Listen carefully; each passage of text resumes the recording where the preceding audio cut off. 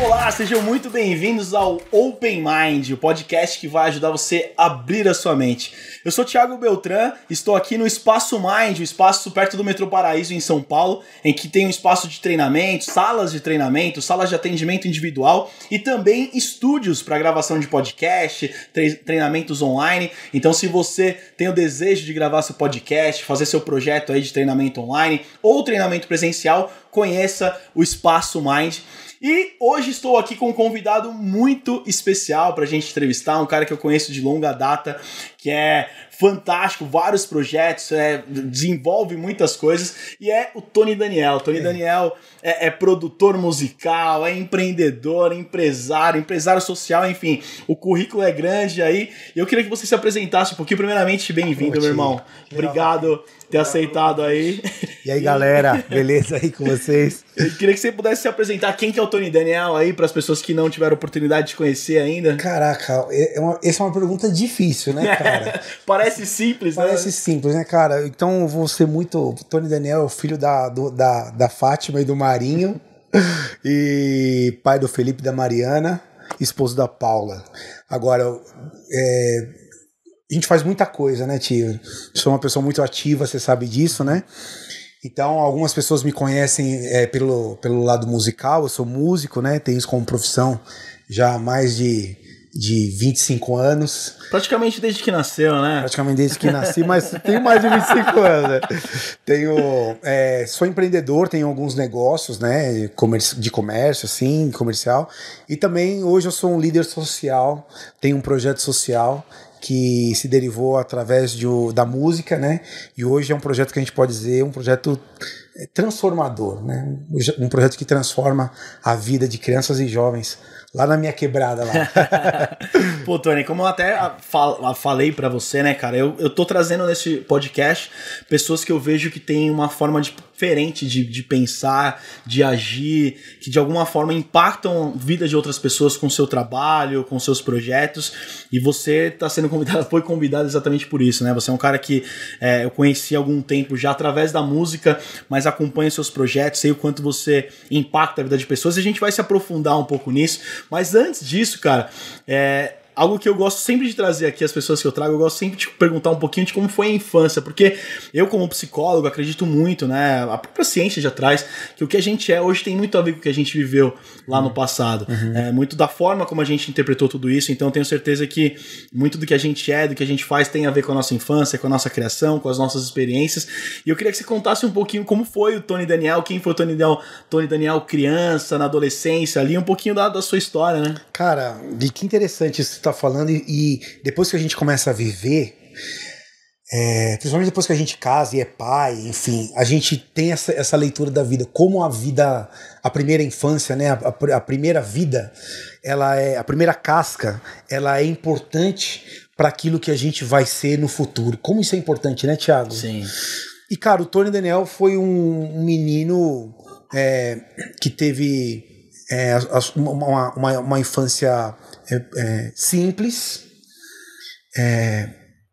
filho de uma dona de casa, um serralheiro, que sempre muito trabalhador. Meu pai é muito trabalhador. Acho que um dos primeiros valores da vida que eu tive, assim, e tinha muito orgulho disso, era que meu pai trabalhava muito, cara. Meu pai sempre foi um cara que trabalhou demais mesmo, assim.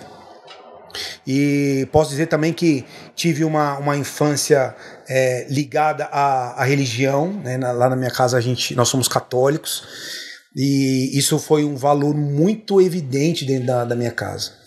Talvez um outro valor que eu possa colocar aqui, além do trabalho do meu pai, que era uma coisa muito evidente, a minha mãe dona de casa, então muito presente, né? A mãe presente, a religião, a música. Porque lá em casa a gente, apesar dos meus pais não serem músicos, a música era algo muito vivo dentro da minha casa. Minha mãe canta, meu pai é percussionista, se conheceram na igreja também, e dentro da igreja, a igreja católica, não sei, para as pessoas que não conhecem, tem muito uma tradição assim, das crianças e dos jovens andarem em grupos, né? Então tinha o grupo de jovens, o grupo das crianças, né? E na época dos meus pais, o grupo de jovens era um grupo muito musical. E um grupo muito unido, cara, assim, aí vem um outro valor que eu acho que é muito legal da minha infância também, que é o valor da amizade, cara. Porque os meus pais vieram desse grupo de jovens e é muito bonito dizer isso. Esse grupo, ele terminou, Thiago, se liga, porque os jovens daquele grupo começaram a casar entre si ali. Então tinha o meu pai que encontrou minha mãe no grupo, casou com ela, o meu outro tio casou, e quando viu aquele grupo que jovem, já estava todo mundo casado, né? Ninguém era mais jovem. E começaram a vir os filhos. E esse grupo de jovens daquela época dos meus pais, sempre muito unidos, com muita música. Então, assim, uma das muitas lembranças que eu tenho na minha infância era desse grupo tocando. Então era assim, 10 violões, Caraca. Tocando seresta, samba, sertanejo. Meu pai percussionista, as tias cantando. Então, um outro valor que eu trago muito é esse valor dessa amizade verdadeira, onde esses filhos começaram a crescer nesse ambiente. E muitos desses tios, digo assim, cara, até hoje eu os considero muito do que muitos tios de sangue mesmo, assim, sabe?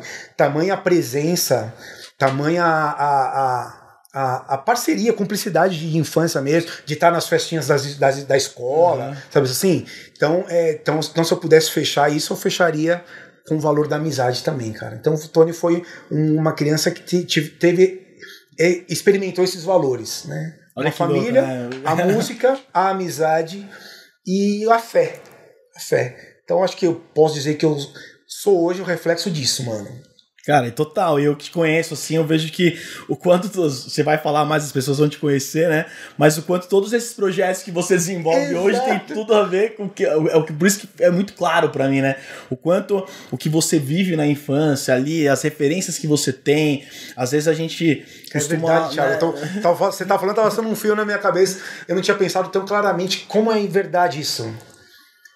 Tudo que eu faço hoje tem a ver com um pouquinho de tudo que louco, a gente viu. Né? Cara, isso é muito louco. Importante isso, né, cara? E, cara, como exemplo, eu trabalho muito com empresas, por exemplo, a questão da liderança, até do exemplo. Isso a gente vê o pai, mãe, o quanto o exemplo ele é importante. Porque o pai chega, o filho não pode fumar, né? Mas, cara, o que ele tá fazendo conta muito mais. Então você vê que o que trouxe o Tony ser quem ele é, lógico que várias vivências, experiências, pessoas diferentes, mas o quanto aquela esfera ali, né, fez com que muitas das coisas que você trabalha hoje, impacta várias vidas através do que você vivenciou ali, né? Sim, a atmosfera, né? O ar que você respira é aquilo que você vai guardar no seu pulmão para quando você for um adulto, uma pessoa mais responsável, é aquilo que você vai exalar, né? Eu costumo dizer muito assim que a vida, cara, a vida é como se fosse um passeio, mano. É assim que eu encaro a vida. Deus nos dá a oportunidade de fazer vamos passear? Vamos. Pra onde a gente vai? Não sei, nós vamos passear. Então, a vida tem esse Eu te conto no caminho. Eu te conto no caminho, tá ligado? E você vai, a criança vai, cara, e mano, a gente vai passear por 70 anos, 80 anos. Sim. E dentro desses 80 anos, cara, talvez que nem eu dei o exemplo da festinha, né, da escola. Mano, são 7 festinhas, mano, só. São 7 festinhas. E meu pai muitas vezes não tava, mas tinha um tio lá. Sim. Que eu olhava e falava, mano, sabe assim, a referência, né? Sim. Então, esse passeio, mano, eu acho que quanto mais leve a gente enxerga a vida dessa forma, acho que mais bem sucedido, mais mindsets diferentes, né, a gente vai poder distribuir nesse passeio para outras pessoas. Total, cara, total. E essa coisa da leveza, né? Eu vejo também, às vezes parece que é coisa de abraçar a árvore, né? Você leve, tá, mas você não viveu o que eu vivi. E a questão não é nem o que a pessoa viveu em si, mas é a interpretação que ela traz, é como ela aceita, ela leva essa visão. Eu lembro muito, a gente se conheceu através da igreja, né? Sim. Tocando e tal. E eu lembro muito, um cara que foi muita referência pra mim foi o Padre Léo. Padre Léo, pra mim também. É um cara que, enfim, tem um projeto sensacional, desenvolveu a comunidade Betânia, que faz um trabalho fantástico com dependentes químicos, enfim, pessoas ali para realmente restaurar vidas. Um grande abraço pro Padre Vicente, um amigão, o Padre Eriton, outro amigão. E, cara, Uma coisa que ele falou uma vez que me gravou muito, assim, eu como psicólogo, a gente estava até conversando um pouquinho antes, eu sou fascinado por esse processo de transformação, de lidar com as emoções, quanta coisa que a gente precisa ressignificar na vida, né? Então a maioria dos processos terapêuticos estão muito ligados com o ressignificar. Então você viveu algo ali, gerou um significado que é pesado para você, e aí você trazer um novo olhar para aquilo, um aprendizado. E eu lembro que uma vez o Padre Léo falou que o Adoniran Barbosa, para ele era o mestre da cura interior. E aí, pra quem é, né, o pessoal da igreja em si, falam que a cura interior é esse processo de uma cura emocional mesmo, de coisas que você passou, que tem muito a ver com quando a gente vai olhar pro lado da psicologia, enfim, da neurociência. E ele falava isso porque o Adoniran Barbosa pegava, às vezes, desgraças e transformava com a sua música numa coisa leve. Então, a saudosa maloca. Que ele fala, pô, o cara perdeu tudo ali, mano. O cara perdeu tudo, perdeu a casa que ele tinha e saudosa maloca, maloca querida. Ele transformou aquilo de uma forma, a pintura do quadro, né? Deu um novo significado pra aquilo. Que legal, isso é verdade. Tem uma curiosidade do Padre Léo muito legal, cara, que eu vivi uma vez. Uma vez eu fui convidado pra tocar na Palestina. E eu fui, e o Padre Léo tava lá. E foi uma das vezes que a gente teve uma aproximação bem legal, assim. É um cara que eu tenho muita saudade. E o Padre Léo era muito sincero, né, mano? Total. Sem filtro, no filter, né? Eu lembro que a gente tava indo na casa de Isabel, mano. A Santa Isabel, né? E você já chegou aí lá, não? Não. Não teve oportunidade ainda? Não, ainda não. Mas você vai ter um dia, se Deus quiser. Amém. Mano, é um morro. Você sobe um morro e a casa de Isabel é lá em cima. E, mano, é um morro, mano. É um morro, velho. O morro, velho. E você chega cansado lá. Aí teve uma senhora, e lá é muito calor, né? Começou a passar mal. Mano, 42 graus, assim, de absurdo. E ela começou a passar mal e caiu na subida. Uma subida, não é meio pedregulho, assim, né? Aí o Padre Léo olhou pra ela, passou ela assim, por cima, assim, e falou assim, falei pra não vir véia. Achei sensacional, nunca esqueci, mano, Padre Léo. Que falei pra não vir véia, que as pessoas antes do passeio falavam, né, assim, quem não quiser ir, não precisa, tal. Hoje o lugar é complicado mesmo e tal. E ele falou, ficou muito engraçado. E toda vez que falo Padre Léo, eu lembro dessa cena. Cara, ele era um cara muito ele ali, né? Muito autêntico. Muito autêntico e tal, e puta ensinamento. Mas aí, até voltando, Tony, pra sua vida em si, você estava trazendo essa questão da infância, então foi uma infância regada, alguns valores que carregam até hoje. Sim. Mas como né, na adolescência ali, da onde começou a surgir o caminho de trabalhar? Não sei se o primeiro trabalho foi com música, mas exatamente. Como começou a direcionar esse seu caminho aí? Legal, mas só fechando o lance da infância, né? Quem me vê falando nesses 4 pontos que a gente colocou aí, a amizade, foi a fé, a música e o trabalho. Sim. Né, o trabalho do meu pai. Quem vê pensa que eu nasci, minha vida foi uma vida de Doriana, né? Não foi. Flores, não, teve perrengue, tiveram muitos perrengues. Mas enfim, não é só isso, né? Mas olha só, embora tivessem muitos perrengues, foi isso que ficou. Entende, Thiago? Foi isso que ficou. Por isso que é legal enaltecer isso. Sim. Mas aí com 13 anos eu começo a dar aula de violão. Você começou a tocar com quantos? Comecei a tocar... Meu primeiro registro, assim, foi com 6 anos de idade, cara. Caraca. Primeiro registro tocando na igreja. Eu lembro que meu pai... Começou com violão? Não, com uma timba. Com uma timba que meu pai tocava na época.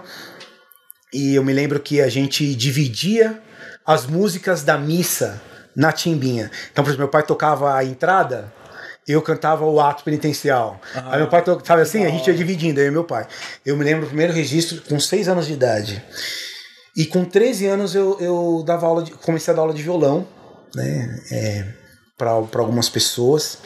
E esse foi meu primeiro trabalho. Depois eu fui ganhando notoriedade, fui pra noite. Com 16 anos eu comecei a tocar na noite de São Paulo, que é uma noite muito agitada, né? Assim, na época, anos 90, o pagode estava muito em alta no Brasil inteiro. Pagode 90, né? O pagode 90, E eu comecei eu já tinha essa experiência do samba lá em casa, porque meu pai, ele é natural de Florianópolis, meu pai. E lá em Florianópolis, o meu avô, juntamente com a família, fundaram uma escola de samba. que é uma das escolas de sambas mais tradicionais de Florianópolis, chamada Copa Lorde. Que da hora. Então o samba foi algo muito, muito ouvido e cantado em casa. Eu tenho recordações da minha infância e juventude da gente cantar mesmo. Eu e os meus irmãos, todos tocam. Só eu tenho esse lado profissional. Tenho 2 irmãos. Uhum. Sou o mais velho de 3, né? Sou o mais velho, tenho o Rafa e tenho o Gabriel. E me lembro muitas vezes, Thiago, assim, da gente... minha mãe desligar a TV da sala na hora da novela pra gente cantar. Aí meu pegava, sem saber tocar ainda, meu irmão também pegava, meu pai pegava, sabe? E isso era muito comum na minha casa, a música era muito viva, muito. A gente falava de amor com música, falava do amor entre nós, meu pai, olha essa música aqui, cantava, minha mãe, sabe assim? Então, olha, quando não quero lhe falar, minha mãe cantava muito feliz, né?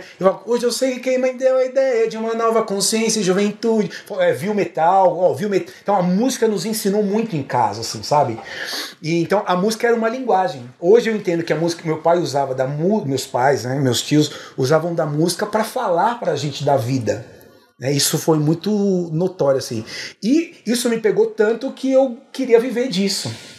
Foi quando eu comecei a tocar. Arrumei uns amigos dentro do encontro de jovens, dentro da igreja, que também gostavam de tocar e tal. E a gente fundou um grupo lá de pagode e começamos a ganhar notoriedade. E um desses integrantes, que é o Guzula, ele tinha uma esfirraria e nós começamos a tocar nessa esfirraria. E essa esfirraria começou a ser um point ali até um dia que a avenida foi fechada de tantas pessoas que tinham lá para ouvir esse grupo de pagode. Isso na Zona Norte. Na Engenheiro Caetano Álvares. Engenheiro? Hoje, acredito que hoje ainda é. Hoje a Engenheiro Caetano Álvares é fechada ali no final, de domingo para as crianças passearem, andar de bicicleta, por conta do meu grupo, que lá nos anos 90 fechava, não passava carro mais. Cara. Exatamente. E foi aí o meu começo da música. Isso foi evoluindo.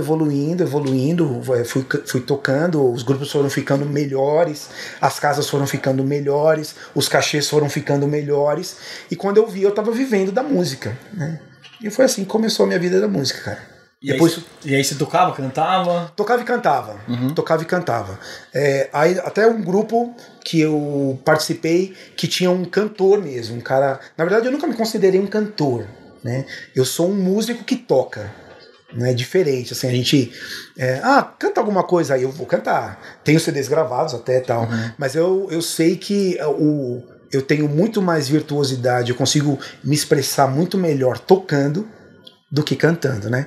E aí eu cheguei num nível de grupo que tinha um cantor que canta até hoje muito, muito bem. E ele era o cantor da banda mesmo. Aí eu fiquei mais com a parte da produção musical, aquilo, né? A regência nos arranjos ali, os diferenciais que a gente fazia e tal. E até o momento que eu tocando, eu conheci comecei a namorar uma menina que eu, músico da noite, né, sabe, né, cara, aprontando muita coisa. E essa menina terminou de mim e eu quis voltar com ela. Priscila é o nome dela. E ela falou, beleza, eu só vou voltar com você, mas eu só vou voltar com você se você for fazer um encontro comigo lá na igreja. E por essa, vou voltar então, né, pô, quero voltar, vou lá, que encontro que é esse aí? Chama Seminário de Vida no Espírito. Seminário de vida, que espírito, velho. Não, vamos lá comigo. E foram 7 encontros, cara. E aquele encontro mudou minha vida, cara. A ponto de eu não conseguir mais tocar na noite. Coisas místicas começaram a acontecer assim, de ouvir Jesus falar comigo, sabe? Essas coisas que quando você começa a se aprofundar, não tem nada de extraordinário, mas tem algo de uma ligação mais profunda com Deus, né? E eu comecei a ouvir essa voz e comecei a entender alguns propósitos, né? E um dos propósitos que Deus falava para minha vida, né, era que Deus não me queria mais ali. E eu tive a coragem de ouvir isso e sair da noite, cara. E o cenário era muito favorável para eu não sair da noite, né? De oportunidade, de dinheiro, de banda que ia estourar, né? Hoje muitas das bandas que hoje a gente conhece, que estão estouradas já há anos, iam nos ver tocar. Cara. Então, assim, com certeza absoluta, eu digo assim, no rumo natural das coisas, né? Como estavam indo. Como as coisas estavam indo, com certeza eu teria um reconhecimento talvez muito maior no que diz respeito à quantidade de pessoas que iriam me conhecer. Mas existe aí também um grande barato nisso tudo. Que a maior alegria, mano, de Deus, e eu digo a maior alegria que a gente pode ter, porque nós somos imagem e semelhança, né? A maior alegria de Deus é ver revelado na nossa vida aquilo que um dia Deus sonhou pra nós, mano. E quando eu descobri isso, parece que tudo começou a fazer sentido, sacou? E tudo isso me trouxe até hoje o que você sabe o que eu faço hoje, né? Mas e aí, como foi? Porque, tipo, você tava... O seu sustento vinha ali da música, da noite e tal. De repente você fala assim, cara, não é isso. Cara, é muito louco isso que eu vou contar. Porque eu acho que isso é até pra vida. Além, né, dessa visão até de propósito espiritual. Mas, cara, todo mundo passa por situações na vida, às vezes de um medo de sentir que tem que ir por um caminho... E que nem a gente que empreende, por exemplo, tem muito essa pegada de, pô, às vezes eu tenho meu trabalho certo aqui, mas eu tô sentindo que eu deveria fazer outra coisa, mas...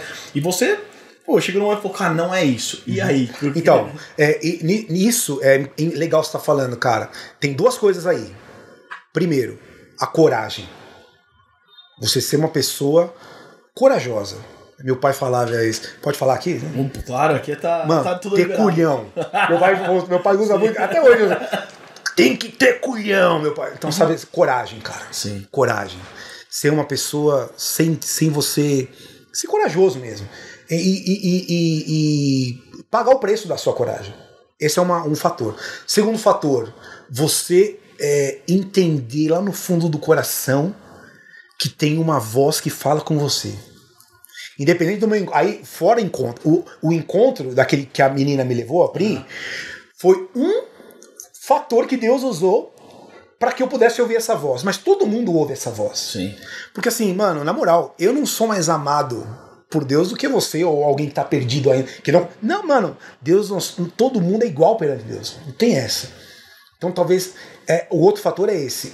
Escute a voz que sai do seu coração. Porque essa voz é a voz de Deus para você.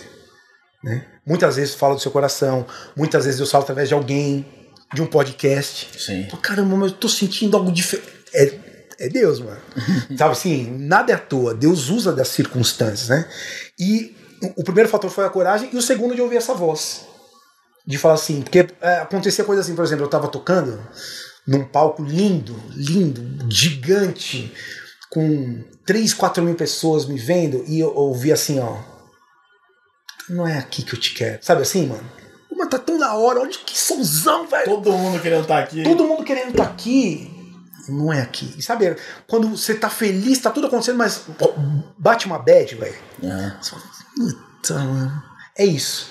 E eu fui curioso atrás de ir até esse lugar. Eu me lembro muito que no dia da reunião, meu grupo era um grupo que tocava muito, Thiago. Sim, pra você ter, nós tocávamos de segunda a segunda. Tinha dias, mano. Tiveram sábados, que era o dia mais agitado, que a gente fez 7 shows num sábado. Caraca. Essa era a nossa pegada de tocar. Era assim, ó. Insano. Caraca. Insano. Tipo, começava 3 da tarde na feijoada e parava 6 da manhã. Sabe assim? Ia. Uma hora aqui, uma hora aqui, uma hora aqui, uma hora. Era assim, porque éramos solicitados. E eu tava esperando um dia que não ia ter show. E teve uma segunda-feira que não teve show.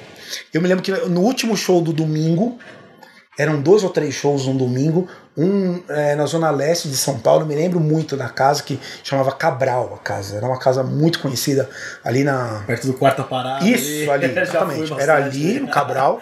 Ali era bombadaço, né? Então, era sempre esse nível de casa, Thiago. Era muito bombado. E era uma casa também em São Bernardo, chamada Santa Filomena. Uma casa linda, mano, que a gente tocava. Nós terminamos o show, me lembro que eu chamei a galera e falei assim, cara, eu preciso ter uma conversa amanhã com vocês muito séria. eu preciso que a gente se reúna. Aí a gente se reuniu na segunda-feira. E você já tomava, você era uma parte da liderança? Porque, cara, desde que eu conheço, você sempre tá envolvido. Sempre fui. E pelo que você falou, você tava envolvido nos arranjos, tava envolvido em toda a produção. Sim, já tinha produzido um disco dessa banda. Sempre fui o líder da banda. Nesse sentido musical, né? A banda, essa banda, na verdade, que chamava Nação Pop, ela tinha muitos líderes. E a gente conseguiu se dividir ali em ramificações. Um cuidava do show, do cachê. Outro cuidava da parte de produção musical. Uma especialidade. Exatamente. E a minha parte era a produção, né? E aí não lembro que a gente foi na reunião, e na reunião eu falei, mano, que eu tava saindo da banda naquele dia. E eles perguntam, mas por que, cara? Eu me lembro que a gente tava prestes a assinar um contrato com um escritório de um grande escritório musical de show, de grupos muito famosos. E os caras falam, mas é agora? Tá louco? Você tá louco, mano, você não vai sair agora. Meu, você é importante aqui, cara. Aí eu me lembro que eu falei assim, cara, mano, chorando, Thiago. Mano, mas eu tô ouvindo Jesus falar comigo, cara. Mano, na hora que eu falei isso, a galera deu tanta risada, velho. Tanta risada, eu me senti zombado naquela hora, mano. E você tava, né, expondo uma parada verdadeira. Cara, muito particular, assim, minha, cara. E a galera, bom, brigando naquele dia, foi uma briga muito feia, assim. Mas eu fui decidido a isso. E eu me lembro, mano, que eu voltei triste, mano, no carro, assim, era madrugada. A gente trocava o dia pela noite, né? Era madrugada. E ali eu me lembro, mano, que eu comecei a pensar. A minha volta de casa pra casa era assim, ó. Mano, mas eu tô saindo da banda, mas o que eu vou fazer? Então. Ali caiu a minha ficha. Você não tinha nem pensado nisso antes. Não tinha. Ali caiu a minha ficha. O que eu vou fazer, mano? Eu só sei fazer isso. Tenho boleto do carro pra pagar. Daqui 3, sabe assim? Mano, e agora, velho? Lembro que eu voltei triste pra casa, Thiago. Naquela noite Deus me deu um sonho, mano. Olha só. É fogo, né, mano? E eu sonhei, cara, que nessa época eu tava tocando num grupo de oração. Naquela época existiam muitas igrejas que se reuniam, pra quem não sabe o que é um grupo de oração, outros dias, fora o dia da missa, para que as pessoas pudessem rezar mais. E eu tocava num grupo desse. E tocava... Esse período que você tava no grupo dos grupos de pagode, tava tocando à noite, você continuava na igreja também. Então, foi na época do grupo de pagode que eu fiz o encontro, esse seminário. Mas durante um tempo, você na infância participou e tal, mas você se afastou uma época. Não, eu sempre fui na igreja, mas era algo superficial. Entendi. Por exemplo, uma coisa muito particular aqui, mano. Mano, eu ia sempre fui na missa. E um grupo meu que a gente tinha, mano, a gente acabou com um fã-clube, que a gente pegou todas as menininhas do fã-clube. Assim, não tinha uma congruência com aquilo que eu... Você ia lá, mas tava na pegada da noite. Mano, sabia tocar na missa lá, a galera gostava que eu tocava, sempre fui bom tocando e eu via que fazia um bem ali, sempre fui, mas não tinha uma experiência. Assim, outra coisa importante, cara, que eu vejo, cara, Deus, Jesus no caso, né? Jesus é um cara que você tem que experimentar, mano. Se você não experimentar Jesus, mano, ele vai ser só palavra pra você. Se o cara que andou lá em Jerusalém, foi pregado na cruz, mas a partir do momento que você experimenta o cara, velho, é diferente, tá ligado? E isso que fez a diferença nesse seminário. Uhum. Aquele Jesus que eu ouvia falar, né, mano? Eu experimentei ele, mano. Tá ligado? E foi diferente. Pode parecer até um podcast religioso, né? Eu tava pensando nisso agora. De religião. Até reforçando isso, porque, cara, já há muita sintonia. Porque eu conheci, acho que talvez quem tá assistindo vai falar assim, é um podcast religioso, mas tem muito a ver com a visão do podcast, da proposta, né? O podcast é open mind. A ideia é, cara, quem sentar aqui é falar como pensa, qual que é a visão de mundo. Não é o que você tá trazendo, é a mais certa, é a mais correta, mas é a sua visão, é o que fez diferença pra você. E que eu tenho certeza que pra muitos que estão ouvindo não vai fazer sentido nenhum. Uhum. E com certeza pra vários outros eu falo, caramba, cara, eu sinto a mesma coisa. Ou então, assim, na verdade, não tô aqui pra falar de religião, cara, mas essa foi a forma que eu enxerguei a vida. Sim, tá ligado? Não tem como tirar isso. Como você pintou o seu quadro ali, né? Esse experimentar, né, que foi experimentar alguém que é vivo há mais de 2000 anos, me fez ter coragem de largar um futuro promissor pra caramba. Sim. Bom, esse é louco. Mano, eu experimentei, cara. Não tem outra forma de dizer, entendeu? E outra, o que a gente pode... As pessoas têm muito essa visão... Eu já conversei com algumas pessoas aqui até sobre essa visão de sucesso, né? O que é o sucesso? Porque alguém pode olhar, que nem você trouxe, um futuro promissor. Mas o que é o sucesso? O que é um futuro promissor? Porque às vezes quantas pessoas a gente vê que estão nesse meio, que tiveram um certo sucesso, que muitos... Essa parte do futuro promissor. A parte que você começa a falar, o futuro promissor. Eu derrubei um negocinho aqui. Então, o que seria esse futuro promissor? Porque eu já trouxe algumas pessoas aqui que a gente conversou sobre até essa visão, né, de sucesso e futuro promissor, porque para muitas pessoas o sucesso é exatamente isso. Eu tá na fama, tá, é ser bem sucedido financeiramente, muito conhecido. Os holofotes virados a você. Mas quantas pessoas a gente conhece nisso daí que estão com depressão, que estão, às vezes tiram a própria vida, N histórias. Sim. Então, mas um ponto que você trouxe pra mim é muito importante, a questão da coragem. Porque você ter coragem de mirar o seu caminho diferente do que todo mundo acha que é o sucesso, é preciso muita coragem.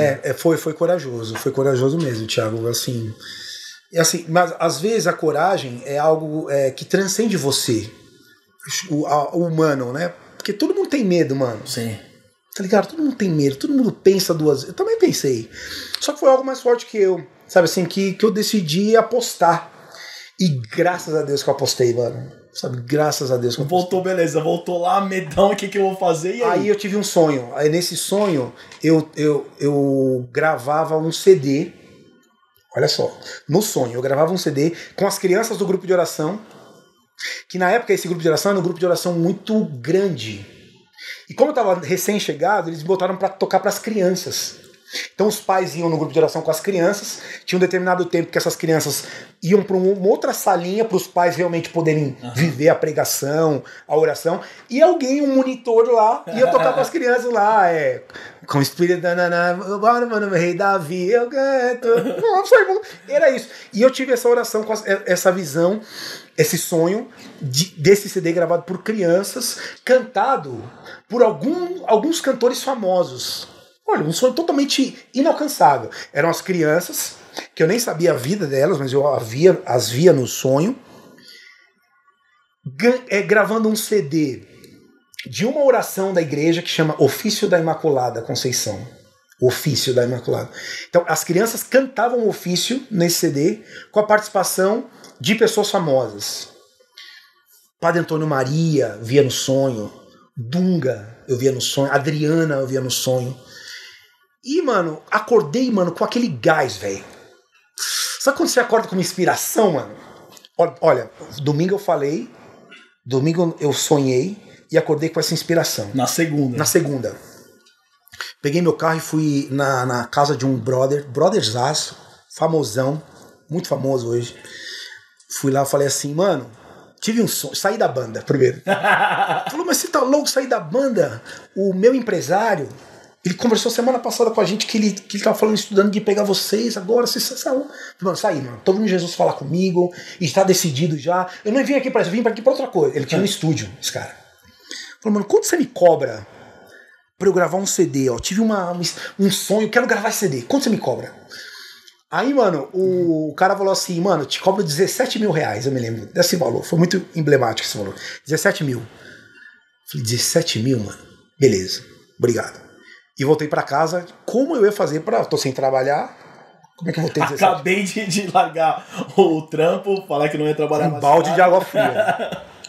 Eu me lembro que eu voltei, mano, e na volta pra casa, passando pelas ruas, eu me lembrei de um estúdio de um cara chamado Enzo Bertolini, um maestro. Conheci. Conheceu o Enzo? Conheci. Mano, o estúdio. Eu tinha gravado lá antes dessa banda, antes de estar famosinho já, de ter fã-clube. Eu gravei na minha primeira banda da Esfirraria, da Engenheiro, que a gente já, nós gravamos um compacto nesse estúdio, que era um estúdio velho, mano. Eu lembro que tantas vezes a gente brincou assim, Escadão. O Escadão, isso mesmo, o Escadão. Falou, mano, que estúdio ruim, mano. Olha, nós estamos gravando hoje, mano. Lembra daquele estúdio lá? Muitas vezes, mano, falei assim do estúdio 2. E eu me lembro que eu logo assim, sabe quando você tá andando na rua, o farol abriu, você passou, você olhou a rua e falou, aqui tem um estúdio, do Enzo, pá! Entrei, assim, sem pretensão. E cheguei no Enzo e falei, e aí, Enzo? Falei, ô Tony, quanto tempo e tal, como é que você tá? Aí começamos a conversar com ele, expliquei tudo.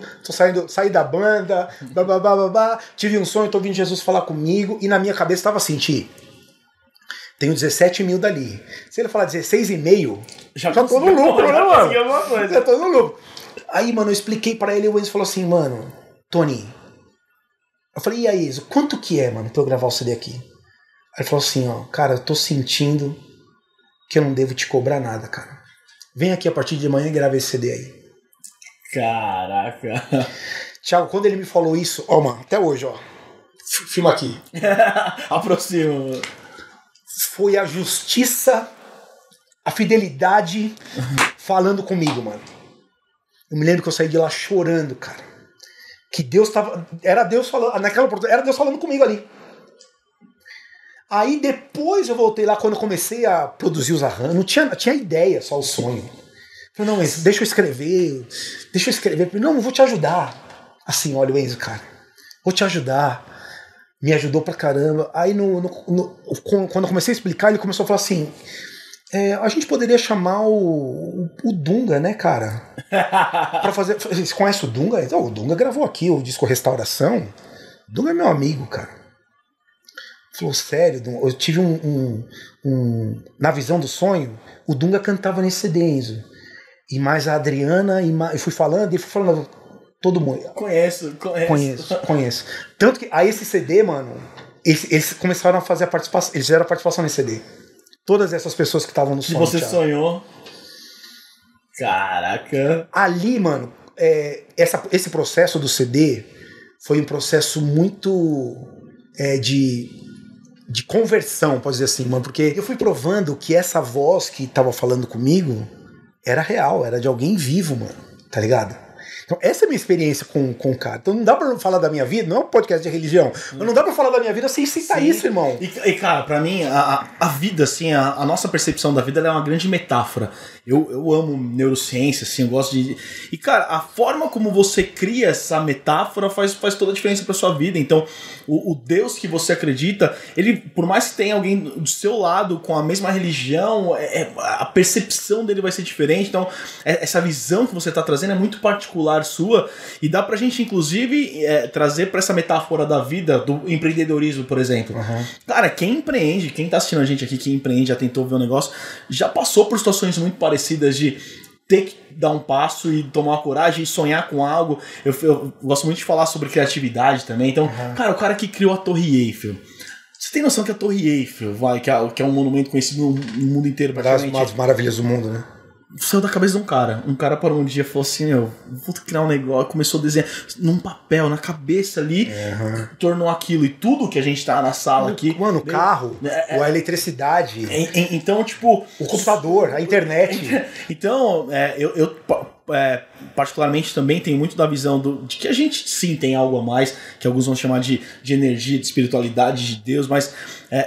existe algo a mais. Existe algo a mais e, cara, de alguma forma você conseguiu acessar. E se alguém acredita que não tem nada disso, também vão falar que o seu cérebro de alguma forma gerou isso. Mas olha que louco, cara. Tipo, todo mundo que você sonhou, de você tá passando por Pô, lembrei do estúdio. Chega lá, vai falar com o cara não cobra nada. Todos os que você sonharam participaram do CD. Assim, é surreal. São coisas que a gente não consegue explicar, a não ser vivendo e tendo essa percepção, né? Mas eu acho que de tudo dá pra tirar um aprendizado. Eu gosto inclusive de estudar sobre religiões e visões, porque eu acho que você enriquece muito sobre filosofias, religiões, porque tudo é a forma que o homem buscou entender até de Deus, da vida, esse questionamento, a busca de algo, a busca. E, cara, que fantástico, assim, que fantástico. E foi isso, cara. Aí, até esse CD, se você quiser... tá nas plataformas digitais aí, chama Ofício da Imaculada Conceição, Tony Daniel. Tá lá. Se você quiser até dar uma olhada, você vai gostar do que você vai ouvir. E aproveita e reza um pouquinho. Boa, né? Conhece. É isso. Aí foi isso, cara. Isso me abriu muitas portas. Dali o Dunga me conheceu. O Dunga foi uma pessoa muito importante na minha vida também. Pra quem não sabe, o Dunga é um missionário, um cantor católico, um dos maiores que se tem no país, né? Que tem uma obra maravilhosa, leva uma proposta muito legal de vida E nesse dia eu me lembro que o Dunga falou assim... Ah, não. Antes disso, eu fui na Teodoro Sampaio comprar um violão. E na loja que eu tava... Na loja que eu entrei, tava o Brás Oz e o Rinaldo Lopes. 2 músicos do Dunga. Antes de o Dunga fazer a participação. E... conhecendo ali vocês são da Canção Nova, eu vejo vocês na televisão e tal, e ali a gente criou uma amizade, cara. E o dia que o Dunga foi no estúdio fazer a participação, o Braz estava com ele, e o Braz lembrou de mim. Como você não... Falou, lembra? A gente almoçou junto naquele dia. Foi um papo tão legal, tão descontraído assim. Vamos almoçar? A Teodoro Sampaio, pra quem não conhece, é uma rua de São Paulo aqui que tem várias lojas de instrumento. Pra mim é um lugar meio mágico, assim. Eu tenho grandes lembranças também que eu gostava de ir lá. Eu não sei se você chegou a conhecer o Serjão, baterista, claro, tocava. Claro. O Serjão, pô, hoje não tá mais entre a gente, mas foi um... Tipo, aquele cara, ele era mais velho que eu era aquele moleque que ficava atrás, aprendi muito a tocar bateria com ele e tal. E eu lembro que a gente adorava quando ele chegava assim, aí, Tiagão, tô fazendo alguma coisa, vamos lá, Teodoro. Daí tinha um restaurantezinho lá que eles chamavam de Mosca Frita. Aí a gente ia lá, bebia, rolava um som, às vezes nem sei se rola hoje, mas tinha umas lojas que os caras faziam um jazz, uma parada na porta, assim, tocava, a gente ia lá, via os instrumentos, os caras faziam um som, a gente ia comendo Mosca Frita. Então é um lugar emblemático, assim. O Sérgio que você diz é o Russo? Sérgio Russo, Sérgio. Batera dos bons, hein? Pô, grande irmãozão, saudoso. Assim. Irmão do Mauro. Irmão do Maurão. Irmão do Maurão. E onde eu tava mesmo? Tava falando, né, que aí você chegou pra gravar com o Nuga e o Braz tava lá e ele lembrou de você, no né? dia, Teodoro, exatamente. E tal. No dia que o Dunga foi fazer a participação no CD, o Braz estava, lembrou de mim, que a gente almoçou junto. E naquele dia o Dunga falou uma coisa muito importante pro Braz, lembro, como se fosse hoje. Ele falou assim, esse moleque é bom, hein? O dia que faltar um violão, eu vou chamar você, hein? Falou assim pra mim. Falei, pô, que legal. E um dia faltou o violão. Eu me lembro que o Braz me ligou. O Braz tinha falado assim pra mim no dia, no almoço na Teodoro. Deus vai preparar uma hora pra você, mano. E quando o Braz me ligou, não tinha celular na época, ligou na minha mãe, na casa, não estava em casa, e minha mãe falou assim, ó, o Braz Oz te ligou, mandou falar pra você que a hora de Deus chegou. Olha só.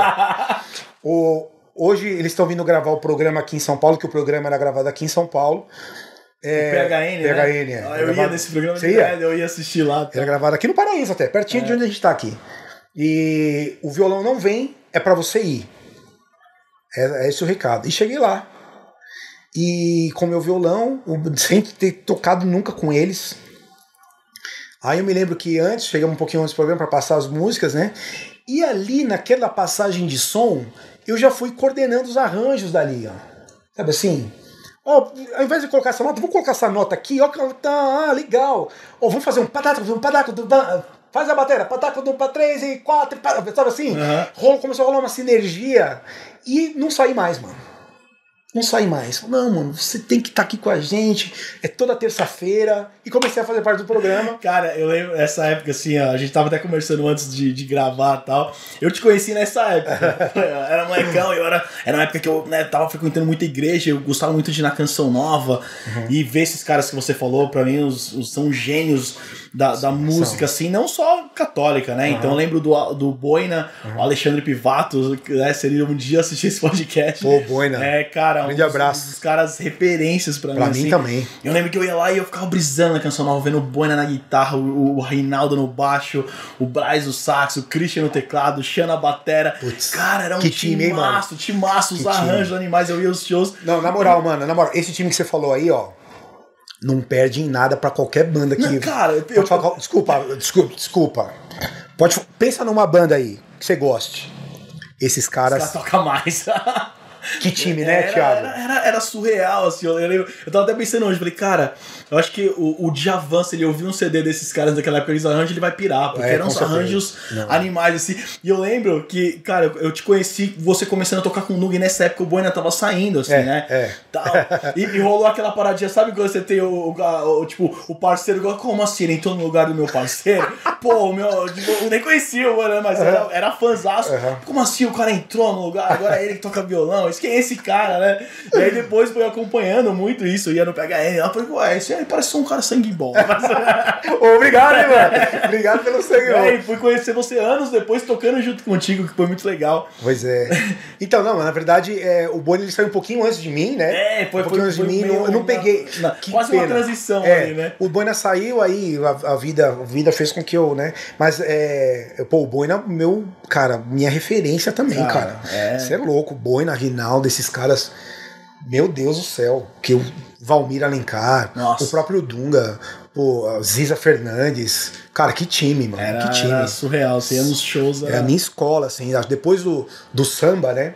Como da minha infância que eu vim ouvindo Benito de Paula, essa galera, meu pai gostava muito, Zeca Pagodinho, Ivone Lara, minha mãe já com esse lado de Caetano, Gil, a Tropicália pra caramba, depois o Djavan, depois dessa, a minha referência era Boina, Chan. Eu comia o que eles faziam, assim, sabe, cara, de estudar arranjo. Até hoje, tem coisa que eu ouço, principalmente do Boina, cara. O que o cara fez, né? Que eu escuto hoje, que eu nunca. Uma música que eu escuto há 20 anos, eu escuto hoje e falo, nossa, mas eu não tinha. Cara, como que eu nunca tinha ouvido isso? Sabe assim? Tem coisas que você pega e tira, fala, não é isso. Você fala, caramba, o que ele fez aqui? Exatamente. Cara? Tem coisas muito interessantes, né? Até hoje, assim. Então, foi uma escola pra mim, esses caras, viu, Thiago? Isso me deu base, assim, pra eu depois disso, começar a frequentar muito mais, assim, a Canção Nova. E depois da Canção Nova, eu tenho uma outra inspiração lá de montar uma gravadora que eu montei, chamada Duplo Louvor, no começo dos anos 2000, onde eu gravei muita gente, né? Também lembro da gravadora. Lembra, né? Lembro, Fiz muitos CDs legais ali. Depois daquilo, criamos uma escola de música católica chamada Duplo Louvor também, que a gente tinha o propósito de melhorar a música dentro da igreja. Esse era o nosso propósito.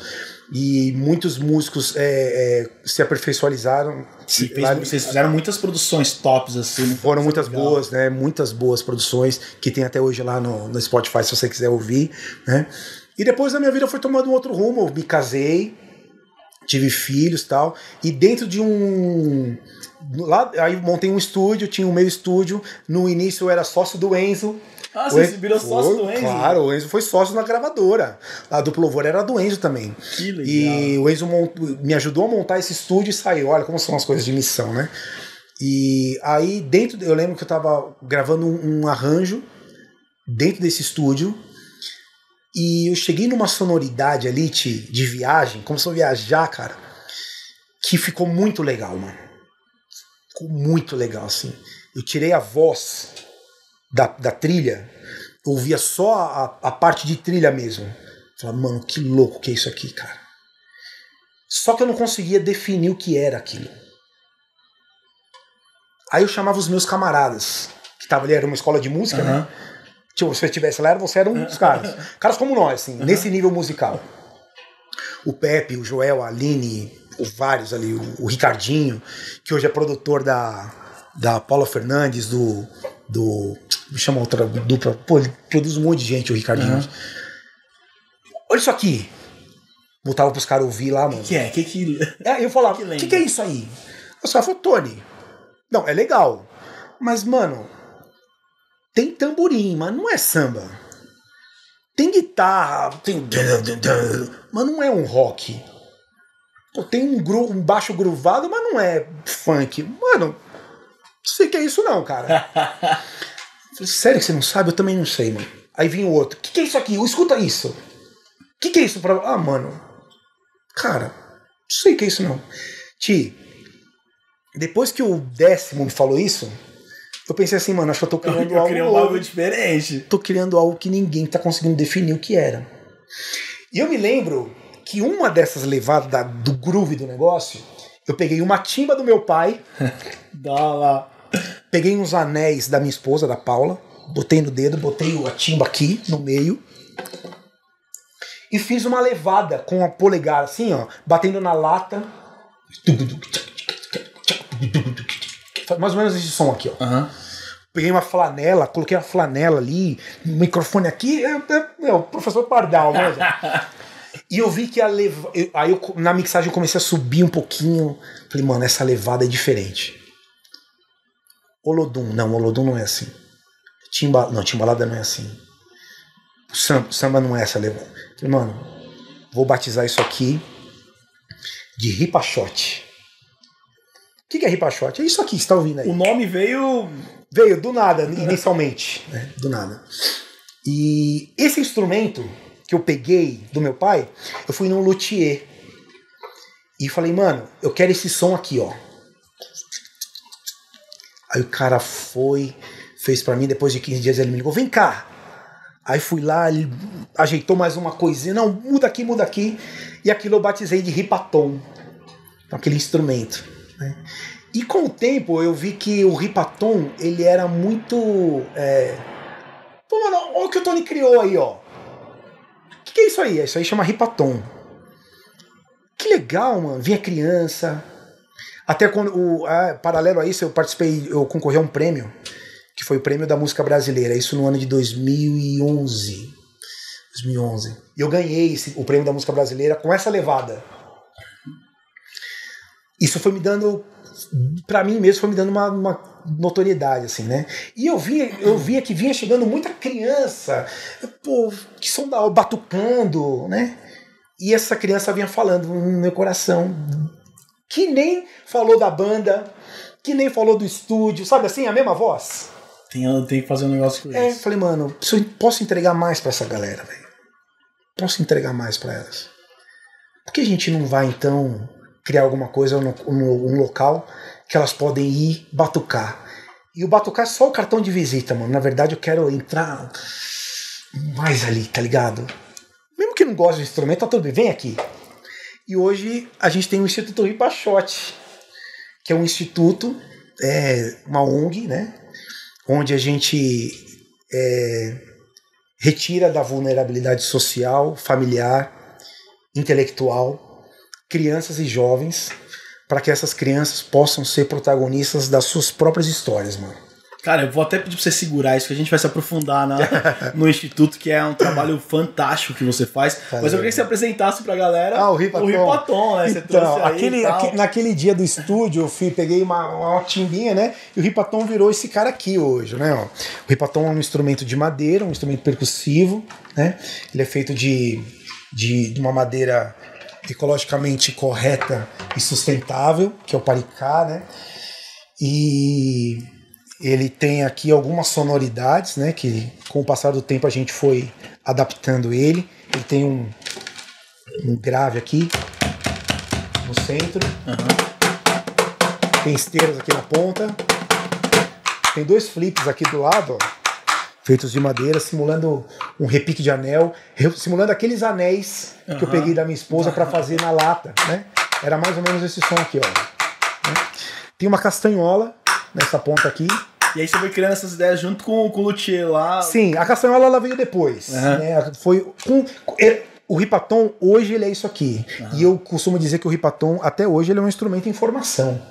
Ele tem 10 anos. Então, o que é 10 anos para um instrumento, né? Falando de violão, que tem milênios aí, o piano, que tem violino, enfim. Então, ele é ainda um instrumento em formação. Hoje, o ripatom é isso aqui. No início, o ripatom não tinha essa esteira. O ripatom não tinha esse som aqui, ó, era um outro som. Então, com o tempo, eu fui tocando e fui sentindo falta de adereços que pudesse fazer com que ele pudesse ficar mais completo, mais versátil, que todas as culturas pudessem abraçá-lo, né? O cara levar um ripatom lá na Europa, num pub inglês. E fazer um som. Será que ele vem desse jeito? Então, se eu adaptar ele aqui... Então, ele tem algumas simbologias para que ele pudesse se tornar um instrumento versátil. Uhum. Inicialmente, o instrumento criado para se tocar é o ripachote.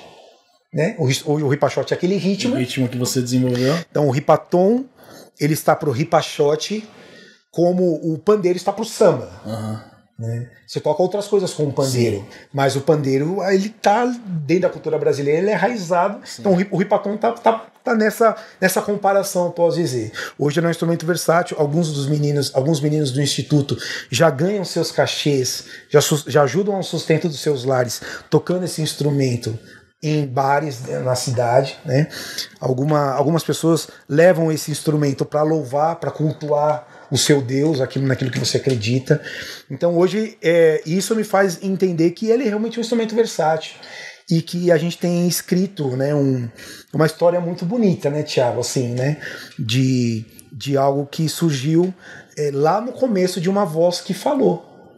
E eu tive uma coragem de largar o prisma que eu via para olhar para o outro lado, que no início não era uma coisa tão agradável de se ver, mas eu tive coragem, né, e confiei numa voz que falava dentro de mim. Cara, o Alexandre Camilo, que foi um cara que já passou aqui no podcast também. Alexandre, já ouvi falar muito de você, eu quero te conhecer. Ele falou uma frase no curso Storytelling que eu tava fazendo com ele, que pra mim ficou muito forte. Ele falou, cara, fé é você pular do precipício acreditando que as asas vão surgir. Fé é você pular do precipício, acreditando que as asas vão surgir. Vou até anotar isso, que isso pode virar música. Cara... vou te dar a nossa música, hein? Pera aí, fala de novo aqui pra mim. Fé... eu tô parafraseando, né? Não é essa frase exatamente dessa maneira, mas foi muito forte assim, que fé é pular do precipício... É pular... acreditando que as asas vão surgir. Ele falava muito que a gente tava nesse curso de storytelling, né? De você ir à frente e criar uma história, desenvolver e se jogar. E aí, às vezes as pessoas ficam muito travadas, né? Essa coisa, mas eu vou lá... Cara, fé... Vai lá, pula. Alexandre? Alexandre Camilo. Não sei se a frase é dele, depois a gente vê aí, Ale. Se a frase é sua de alguém. Aí, mas e aí, parceiro, beleza? Então, né, e pra mim, você foi a personificação na sua história aí dessa frase. Cara, pulou do precipício, galera, não tô mais. E a coisa foi indo, foi surgindo. Até rola você fazer um ripa shot pra gente ver um pouquinho como que é esse ritmo, essa pegada. Eu tô com umas pulseiras aqui. Que vão dar um plus no som. Que vai dar um plus no som, né? Esse som não tem, tá? Mas o ripa shot é essa levada aqui, ó. Vou tirar um pouquinho aqui, tá? Pra dar fazer direitinho pro Thiago. O ripa shot é essa levada aqui, ó.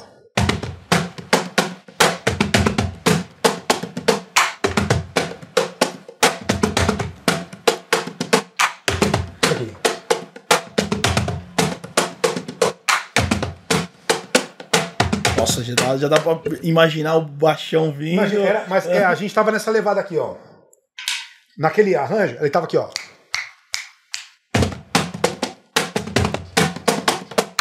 A galera fazia isso com a cabeça aqui, ó. Você tá fazendo agora.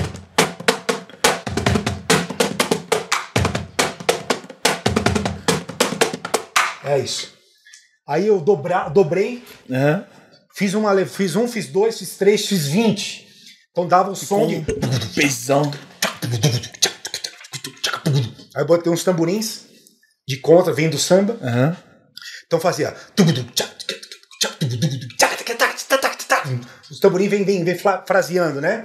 Como num enredo, né? E você foi gravando tudo isso sozinho? Fui fazendo lá no estúdio, sempre tive essa habilidade.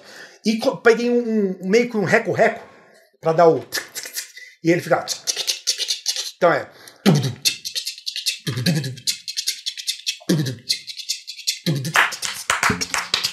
Essa levada. Esse é pesado. Escuta aí, Tony Daniel, toca esse som, Tony Daniel, tudo nosso, Tony Daniel, tem várias coisas aí de ripa shot que você pode ver também, beleza? E essa é a levada do ripa shot. Porém, hoje o ripatom é um instrumento que se toca sertanejo, né? Ó.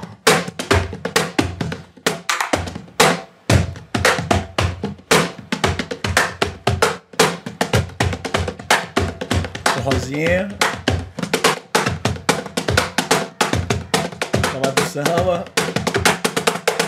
Então chegou a uma sonoridade versátil. Cara, e quem tá vendo a gente aqui toca na noite, baita instrumento pra fazer com né, tanto com banda quanto um voz e violão ali. Já vem um peso, versatilidade fantástica. Além de que, né, você pode tocar ele em pé, né? Aqui tem. Sim, você coloca. Existe um suporte para ripatom, que ele fica mais ou menos assim, ó, tá pronto já. Lá no Instituto a gente tem um monte. Você coloca ele aqui e os meninos tocam dessa forma. Se alguém quiser comprar hoje, consegue? Consegue, entra em contato já faz conosco, o merchan aí, já faz o merchan. Entra em contato conosco, Instituto Ripashot, ou Ripashot nas redes sociais. Gostei do instrumento, quero conhecer, quero tocar.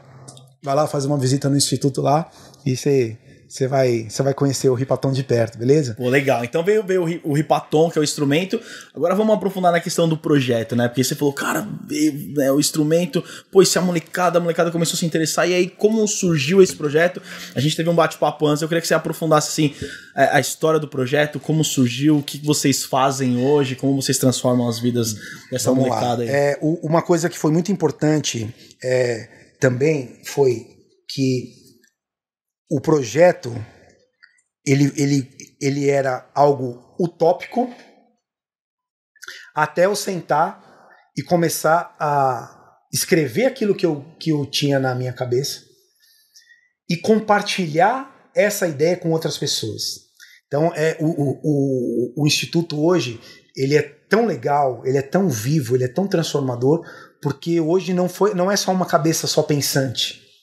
Entende? Cada um que chega se encanta e traz a sua colaboração para que isso se torne cada vez mais apaixonante, primeiramente, e transformador, né? Então hoje eu queria deixar bem claro assim, que hoje o Ripachote, ele já não é mais meu. Sabe assim, o Ripachote hoje ele é de todo mundo. E hoje o Ripachote ganha um outro sentido. Se naquele momento eu quis fazer com que algo fosse algo brasileiro, hoje o Ripachote é esse estilo de vida.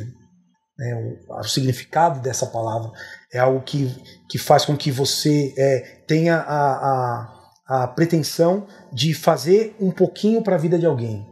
Se você faz um pouquinho para a vida de alguém, você está vivendo o Ripachote. Cara, que legal. Eu vejo assim, alguns estilos musicais, eles surgem como estilo e sempre tem uma história, e alguns têm uma certa força assim numa missão, num propósito, num movimento. Então, um que vem muito claro para mim é o rap. O rap se tornou, ele vem como um movimento. Sim. Ali pra trazer uma voz pra uma galera, pra poder lutar por direitos, enfim. Eu acho muito louco o que você tá trazendo, porque pra mim o Ripachote se tornou um movimento. Legal, hoje, legal. Né? Além de um som, vem com uma questão do propósito por trás do negócio. Eu lembro muito de um filme, até indico pra que assistam, é um filme antigo, que chama A Corrente do Bem. Lindo esse filme. Cara, esse filme é aquele filme que você vê, e se você não chorar, você tá com alguma coisa errada. Porque, cara, é lindo. E pra mim lembra muito essa parada que você tá falando, né, desse movimento. Cara, de fazer o bem pra alguém, de alguma forma, como você pode contribuir e tal. Exato, Se você faz isso na sua vida, e a principal missão do Ripachote é propagar esse bem, tanto que o Ripaton lá dentro ele é conhecido como o instrumento da alegria, mano. Uhum. Porque ele tem esse propósito, cara. Sabe? Existe uma missão dentro disso tudo. Onde ele tocar, a alegria se fazer presente. Olha que coisa bonita. Então, realmente, ele é um movimento que sai das minhas mãos. Hoje ele não está mais na minha mão. Se Deus quiser, um dia eu vou te presentear com o Ripa, e você, dentro das suas andanças, você vai levar o Ripa, mano. E ele vai ser alegria ali, tá ligado? É algo maior do que simplesmente um espaço. E, cara, a gente tava conversando um pouquinho antes de projetos, ideias aí. Que a vamos gente fazer muita coisa, tio. Cara, com certeza esse Ripa vai fazer... Eu digo mais, além da alegria, eu acredito muito, a gente já conversou que a música tem um poder curativo, um poder transformador. Sim. Total. E a alegria também. Acho que, pra mim, eu gosto muito de stand-up, por exemplo, comediantes. Uhum. Cara, o cara com a leveza, ele consegue transformar a vida. Exato. Sabe, o poder do sorriso, tem vários estudos até de sorrir. Uhum. Então, com certeza, esse Ripaton vai ajudar muito a gente. Pô, que legal. Esse movimento Ripachote, né, nos nossos projetos aí de transformar vidas, que você já tem, eu já tenho alguns, e que a gente vai... tocar muita coisa aí. Bem coisa boa. E hoje o Instituto, nós temos um local físico hoje. Estamos falando que o podcast é atemporal, né? Sim. Daqui 20 anos ele vai estar lá, né? Sim. A gente está em 2023 hoje, então hoje nós temos um local físico que fica na nossa quebrada lá da Vila Albertina, zona norte de São Paulo, próximo ao Tremembé, ao Tucuruvi ali. Eu sou da Vila Albertina, fui nascido e criado ali.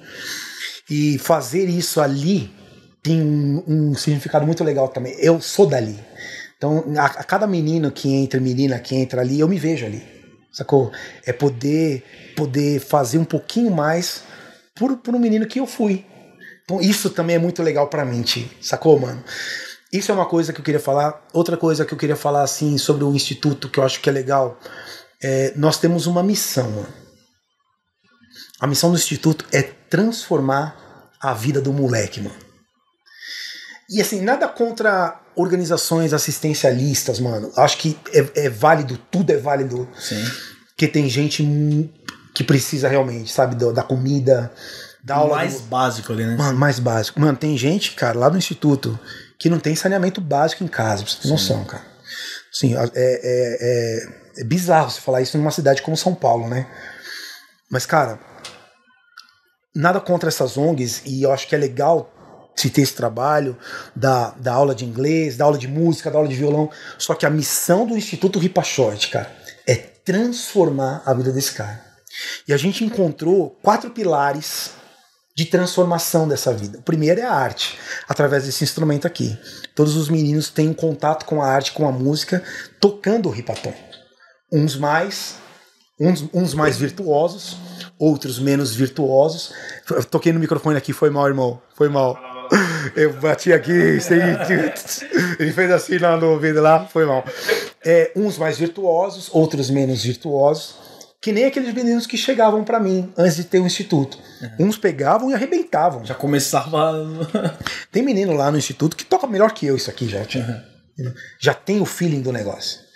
E pra esses, a gente encaminha pra banda Ripa-Shorty, que é uma banda musical, tem CD gravado, tem prêmios, faz shows, tem o bloco percussivo, e eles são encaminhados para esse tipo de esfera, aqueles que querem ser músicos, para que possam, através desse instrumento da alegria, tirar o sustento de seus lares. Só que aquele que não toca, não quer tocar, nós encontramos outros pilares para transformar a vida desse moleque. Mesmo assim, ele tem contato com a arte, porque como eu falei, né, nesse podcast, a arte, ela tá na minha vida desde sempre, e eu entendo que o indivíduo que lida com a arte, mano, ele enxerga um mundo diferente, mano. Sim. Ele enxerga um mundo mais colorido, mais leve, sabe? Tem uma sutileza para tratar de coisas. Então a arte, ela é importante nesse sentido, sendo ou não sendo músico profissional. Sim. O outro pilar que a gente encontrou lá, mano, o empreendedorismo. Por eu ser um cara empreendedor, você sabe disso, né? Tem outros negócios além do instituto. E a gente entender que um comportamento empreendedor transforma a vida do moleque a hora que ele quiser. Mesmo sendo um assalariado, trabalhando no estado, para a prefeitura, para quando ele quiser comprar a sua casa, quiser fazer o berço do seu filho. Eu vejo muito, pra mim, empreender é uma atitude, é um jeito Exatamente, de você... é um comportamento. Um comportamento, cara. Eu vejo... uma vez eu lembro que eu tava pra fazer uma entrevista numa empresa, e eles fizeram aqueles testes e tal, e o diretor chegou e falou: pô, Thiago, só tem uma coisa que me dá... que eu fico meio receoso, é porque assim, gostei muito de você, mas, cara, questão de empreendedorismo aqui, você dá, tipo, quase 100%.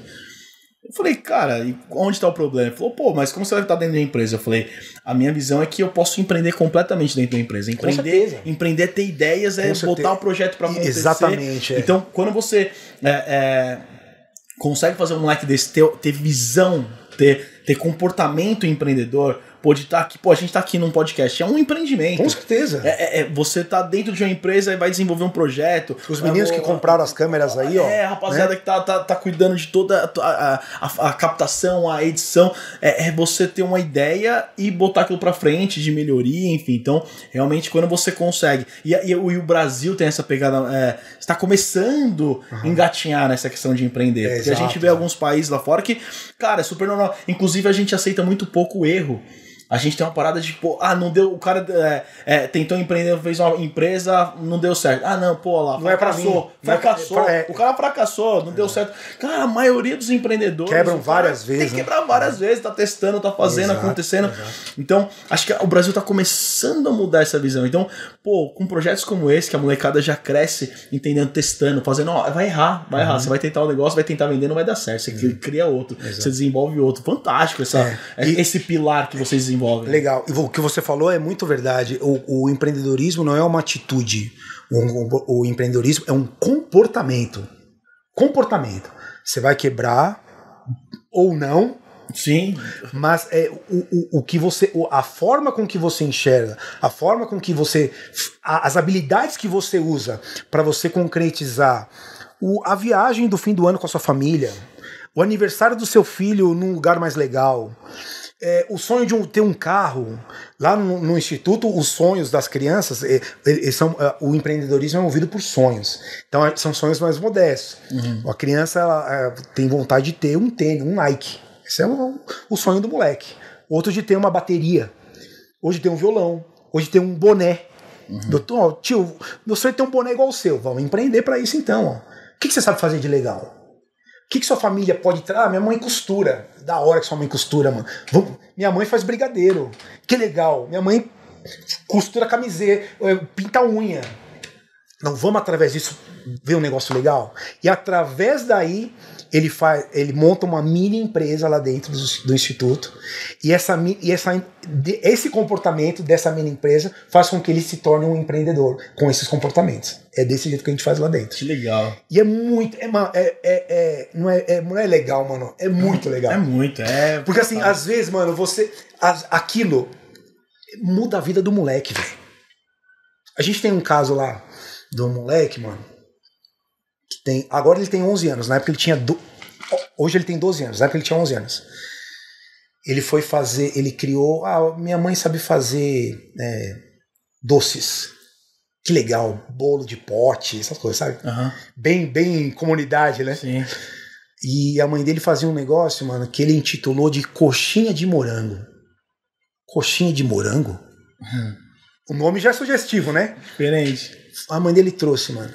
E levou um dia lá numa reunião do Instituto que a gente tem associado. Quem mantém essa obra são associados. Pessoas como eu e você, que ajudam lá. Empresas. Sim. E ele levou numa reunião dessa. E o moleque vendeu 2,5 pau, mano. Em 15 minutos. E bora fazer então coxinha pra pagar isso aí, né?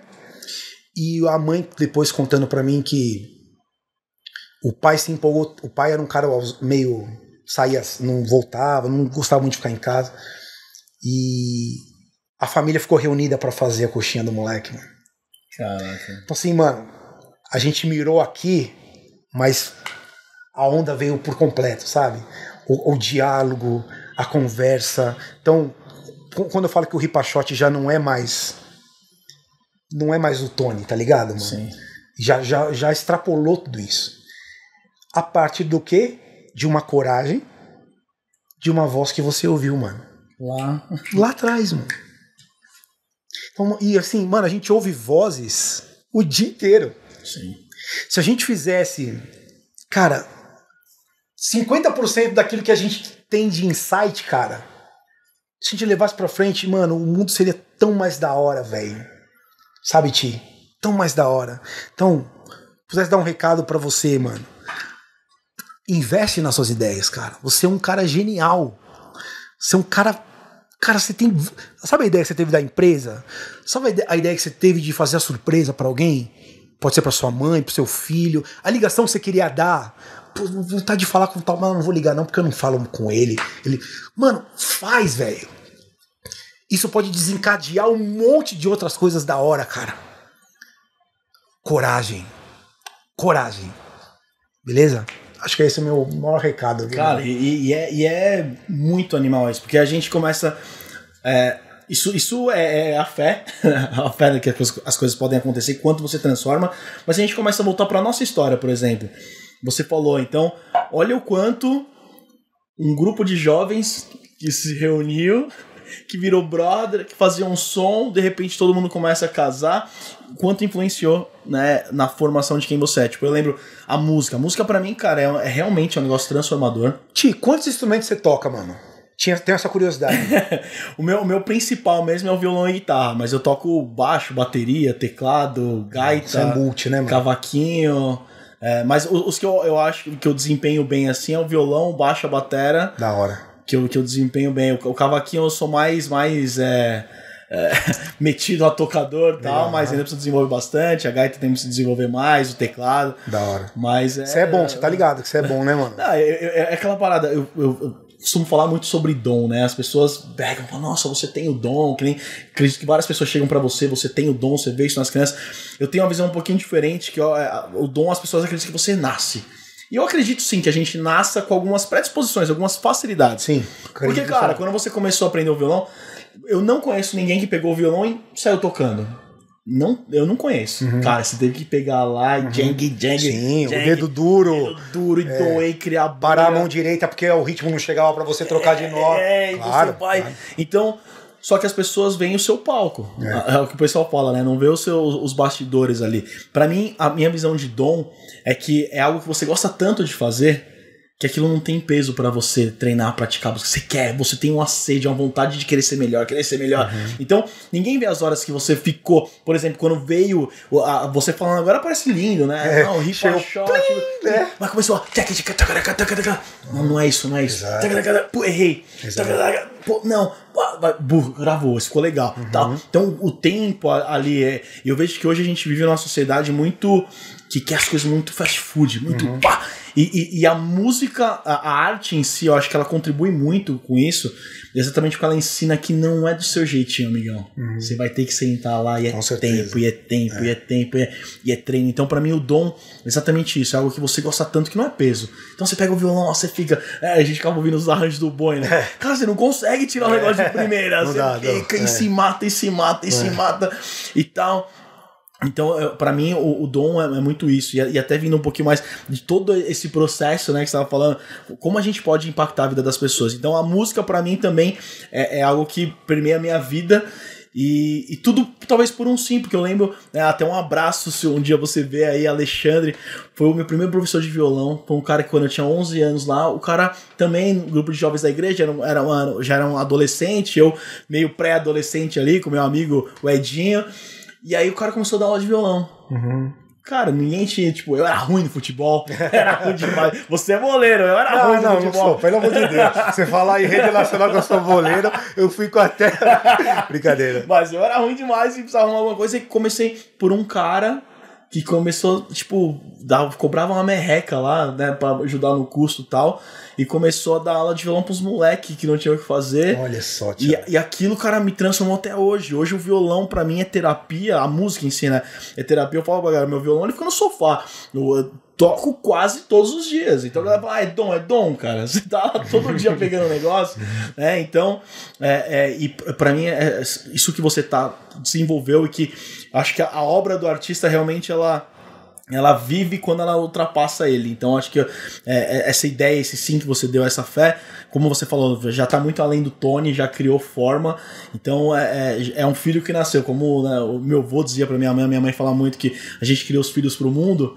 Então os projetos que são criados, acredito, são muito nessa linha também, são criados para desenvolver, para crescer. Sim. Que é o que já tá acontecendo com vocês hoje. Sim. Então, cara, parabéns pelo projeto, assim. Valeu. E eu queria que você falasse um pouquinho para as pessoas como que elas podem contribuir, porque é muito importante. Eu vejo que tocar um projeto desse não é fácil. A gente tá falando tudo, parece muito bonito. Mas, cara, eu sei que quem tá assistindo já tentou empreender, já tentou fazer qualquer coisa, não é fácil, cara. A gente tenta e a gente erra e pensa em desistir. Cara, eu tô um tempo no empreendedorismo e falo que, acho que quase que diariamente, falo, putz, acho que eu vou voltar pra vida, né, vou trabalhar pra alguém e tal, em um projeto social ainda, que você tem esse ímpeto de falar, pô, quanto que eu tô contribuindo, mas ao mesmo tempo chega ao final do mês, às vezes as contas não bateram, e você pensa, poxa, e eu tô ajudando, mas o moleque não vai ter o que comer amanhã, e eu vou largar esse projeto, não, mas ao mesmo tempo você tem as suas necessidades, então é um turbilhão de coisas. Exato. Então, cara, acho que quem tá assistindo, se puder contribuir de alguma maneira, como que essas pessoas podem contribuir com esse projeto? Pô, legal, Ti. Obrigado pela oportunidade de dizer isso, cara. Na verdade, primeiro, qualquer pessoa pode contribuir. Pessoas físicas e pessoas jurídicas. Qual o valor? O valor que você puder contribuir. Tem pessoas que contribuem com menos, tem pessoas que contribuem com mais. Mas a primeira coisa que você deve fazer para contribuir não somente com o Instituto Ripachote, mas com qualquer projeto de transformação, e existem vários no Brasil, é você conhecer, cara. Porque você não consegue se apaixonar por aquilo que você não conhece. A primeira coisa, cara, vem conhecer a gente, vem se apaixonar por aquilo que a gente faz, vem se encantar como a gente se encanta todo dia. Né? Então, eu falei de 2 pilares, né? É verdade. Tem mais 2 pilares importantíssimos nessa transformação que a gente quer fazer. Então, só retomando, você falou da arte e do empreendedorismo, certo? Tem a sustentabilidade, que virou também uma matéria lá no Instituto, porque não há como se falar de um mundo futuro e presente sem falar em ações sustentáveis. O mundo está acabando, velho. Sim. Existe um dado que em 2030 nós teremos mais plástico no mar do que peixe. 2030. Tá aí. 30. Estamos em 2023, mano. Então, assim, há que se falar em algo sustentável. E a sustentabilidade lá no Instituto, ela entra também como um mindset de comportamento na coleta seletiva do óleo. Não jogar o óleo na pia, porque senão ele vai para o rio. Coleta seletiva do lixo, replantio de árvores, cuidado com a água. Então, inúmeras ações que nós fazemos em parceria com a iniciativa privada, empresas que nos conhecem o nosso projeto, se encantam, verificam e aprovam a nossa transparência, o nosso compliance nas coisas, a veracidade com que tudo que é investido é colocado em prol do projeto, da missão, né? Então, hoje nós temos uma carteira de empresas também que nos ajudam e também nos ajudam a fazer ações lá dentro do Instituto, como a ação do bloco de Ripatons, que daqui a um tempo será o novo Olodum do Brasil, né? Um centro percussivo onde você vai ouvir uma nova sonoridade vindo do social. Ações sustentáveis, árvores plantadas, bairros mais verdes. E um outro ponto que é o socioemocional, que é muito trabalhado lá no Instituto, né? Como trabalhar a cabeça dessa criança que vem de uma realidade muito diferente, muito dolorida muitas vezes, com muito amor muitas vezes, mas por muitas vezes muito doloridas. E você vai falar de sonho, de mindset, de comportamento empreendedor, de vida na arte, que o cara vê o pai bater na mãe, por exemplo. Então como é que você vai falar de vida para esse cara? Sim. Né? Ou sofre abuso infantil em casa. Então começa a falar de colorido, de perspectiva com uma criança dessa. Então o socioemocional ele vem trabalhar esse lado dentro do Instituto. Então aqui nós fechamos os pilares transformadores do Instituto Ripachotti. A arte, o empreendedorismo, a sustentabilidade e o socioemocional. As crianças vão lá no Instituto terem aulas dessas matérias lá e serem provocadas a mudar de vida com comportamentos. Então esse é o Instituto. Quer saber? Agora gostou? A gente precisa muito de ajuda. Hoje nós atendemos 31 crianças. Hoje, 2023, abril de 2023, a gente atende 31 crianças e a lista de espera para entrar no Instituto é de 174 crianças hoje. Por que a gente não atende mais? Porque a gente não tem condições, cara. Porque a gente quer fazer algo de excelência, algo legal. Então a gente precisa de ajuda. Sim. Quer ajudar? Vem conhecer primeiro, beleza? Para que você possa se encantar e assim dar mais sentido a tudo isso. Mas quem é essa galera, Tony? Sabe quando você parou já num sinal, num farol, num semáforo e você fechou o vidro com medo do que o cara ia falar para você? É esse jovem aí. Então a sua contribuição, Thiago, mas eu não tenho para contribuir. Mano, as 2 cervejas que você deixa de beber depois do futebol que você joga e você contribui com um projeto social como o Instituto Ripachotti, é essa criança que você está salvando. Sim. Você está fazendo um novo na vida de uma sociedade, sacou? Então não é só uma contribuição. Sim. É uma contribuição, eu digo, Thiago, não é só uma contribuição financeira, é uma contribuição social, cara, que você está deixando ali. Sabe? É algo muito mais do que o dinheiro que você está deixando. Sim. Mas como é que eu vou ter certeza de que vocês estão usando tudo isso? Vem ver aqui a nossa conta, o nosso controle, a nossa auditoria. Vem e vê. Vim de verde. Né? Vem ver e se... E a galera encontra vocês aonde? Cara, em todas as plataformas digitais, como Ripachotti, né? RIPAXOT. YouTube, Instagram, Facebook, LinkedIn, qualquer rede social você nos encontra. Então, inclusive, empreender pode ser também uma contribuição. Quando você vai lá, conhece o projeto, entende, você teve uma ideia de, tá vendo essa criança no futuro e você tá contribuindo com dinheiro, você tá empreendendo no futuro de uma criança. Com certeza. Assim como, às vezes, tem os investidores anjos aí que investem em startups, né? Sim. Porque a startup vai crescer. Cara, às vezes a pessoa tá vendo aí com R$5, com R$2, com R$10, com 100, pode investir seu anjo de um garoto desse que tava no farol, que pode ter uma perspectiva de vida. Sabe que isso eu também tenho esse mindset de startup, né? E eu conheço muitos investidores anjos, né? E lá no Instituto a gente chama os investidores. Existem dois tipos de investidores: os sócios fundadores, aqueles que acreditaram na obra antes dela se concretizar. E eu ia contando e a galera, mano, mas o que você precisa para? Quero ver isso acontecer. Não, me ajuda então. R$50 ajuda? Ajuda. R$100 ajuda. E a gente formou uma galera que carinhosamente lá no Instituto é chamado de sócios fundadores. E nessa pegada do anjo, nós temos os arcanjos lá no Instituto, que são essa galera que contribui. Então lá no Instituto você não vira um anjo, você vira um arcanjo. Já tirando fazendo essa brincadeira, né, para a realidade daquelas pessoas que investem hoje em startups, em empresas com esse novo olhar, né, de futuro e tal. Mas lá dentro você está contribuindo muito mais do que com uma empresa. Você está contribuindo com talvez você está mudando a geração daquele moleque. Sim. Os filhos, os netos dele serão diferentes. Sim. Por você ser um arcanjo, entende? E nem só o filho, neto, cara. Imagina, um cara que ouviu uma vozinha ali dentro, teve uma ideia, teve coragem. Olha o movimento que se criou em volta, porque começa toda essa atmosfera de pessoas querendo ajudar e tal. Cara, um moleque desse pode ser o novo... parece até loucura falar, mas pode ser o novo presidente do Brasil, um futuro presidente do Brasil. Com certeza absoluta. Pode ser um cara que empreendeu, que criou um grande projeto, um maior ainda, que fez o projeto crescer. Pode ser um cara que mude, a pessoa que vai mudar, talvez, o país que a gente acredita, talvez esteja saindo do projeto desse. Cara, eu queria... nós falamos de filme aqui, né? Sim. Eu tive a alegria de conhecer esse cara. Seja as pessoas que assistiram um filme chamado O Menino que Descobriu o Vento. Assista esse filme, Thiago. Ele mudou. Ele é de um país, eu não me lembro o país agora, mas é de um país muito subdesenvolvido da África, esse menino. Ele mudou a realidade do país dele. E eu conheci esse cara. Nossa, que legal. Tive a oportunidade. Nossa, cara, que presente, cara. Fui trabalhar numa das minhas empresas, minhas empresas. Eu sou rico, né? Não. Dos meus empreendimentos aí, eu tenho uma empresa e eu fui fazer uma live, um broadcast, e esse cara tava palestrando. Olha só que legal. Nossa. E ele levou um ripa.